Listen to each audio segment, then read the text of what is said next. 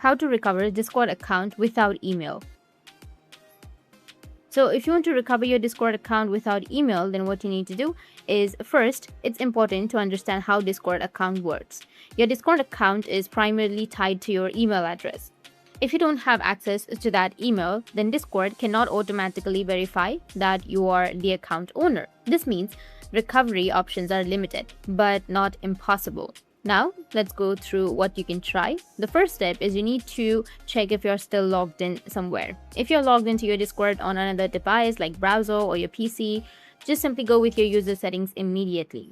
Go with you, which will be in the bottom, and then go with settings, which will be in the top right. From there, you need to update your email address. So you need to just simply go with the account option and then tap on email. And here you need to just simply go and verify your email if you've not verified, and then update your email address or change your email address. And after changing, you'll be able to recover your Discord account with the email address that you've just added.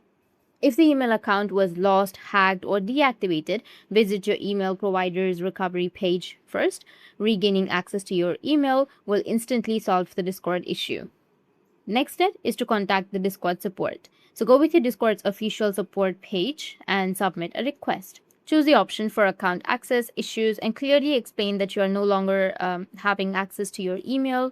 Provide accurate details like your Discord username, your display name, user ID if available, and the last email that you remember using your Discord. While Discord does not guarantee you recovering without your email verification, but providing clear and honest information improves your chances. Or you may also have some backup codes. If you have saved your backup codes, then you'll be able to log into your account or recover your account without your email. That's it, and if you have any questions, feel free to comment below. Thanks for watching.